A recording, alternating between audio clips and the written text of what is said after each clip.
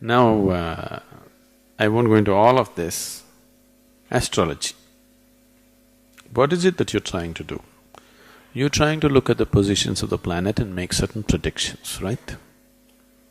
I want you to understand, most of the time, people who make good predictions are people who, tell you about the past very clearly, or some people tell you tomorrow what's going to happen very clearly. They're not doing it looking at the planets, they're doing it looking at you. A certain intuitiveness is there in a certain person, he says. Instead of teaching this yoga, if I sit in Chennai and just predict people's future, I will tell you in the next 10 years exactly what will happen in your life. Within 3 days, I will have a reputation that half the Chennai will be standing in queue. Very easily I can do that. But in the yoga center also there are people who have been into so much sadhana, they can do such things. If they ever do such things, I will finish them. We won't let them go on with that nonsense. We'll immediately chuck them out of the place. Because by predicting somebody's future, you don't alter the quality of his life in any way. You don't bring any kind of true well-being. It is just, you're getting him into more and more ignorance, isn't it? Now if you have the power to know your tomorrow, you will only become more ignorant, more egoistic, more stupid, more harmful. You go by the normal rules, it's okay, you don't have to know what's tomorrow. You are made like this right now, the quality of your life and your own way of being is such, if you know tomorrow today, you will not participate in today, isn't it? Yes or no?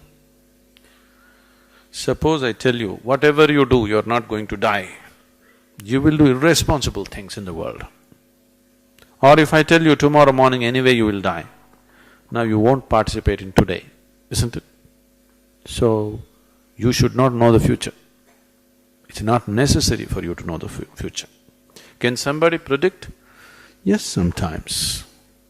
But that's not 100%. It's never 100%. Every object has a certain influence on you.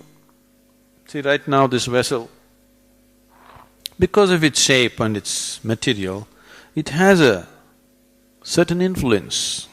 It has a certain vibration emanating from it. If I allow this vessel to influence me, I keep him next to me because he's quite a good friend. I'm not keeping a plastic pot because I don't like the things that he says. I keep this one because, he's saying pleasant things. I am always in good company, please see.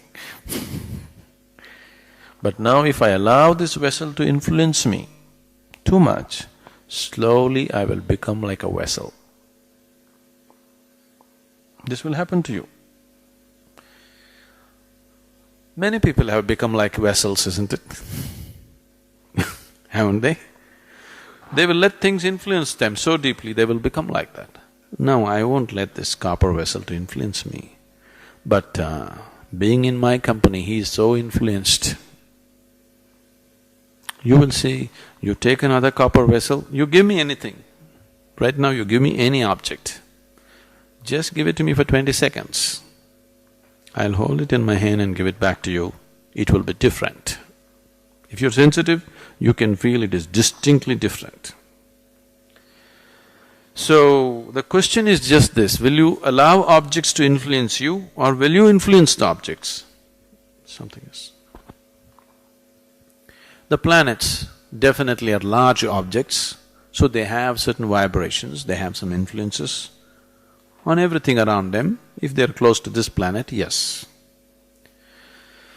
Do you know, on Paurnami and Amavasya days, full moon day and new moon day days, people who are little mentally disturbed or imbalanced become much more imbalanced. Yes? Even the ocean is going crazy, isn't it? Do you all go crazy? Twice a month?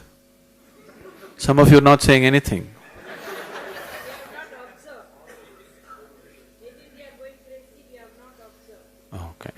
Twice a month if you're going crazy, you would have absorbed.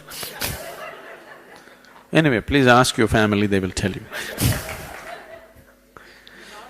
Now, compared to that person who has an imbalanced mind, you are much more stable, much more established.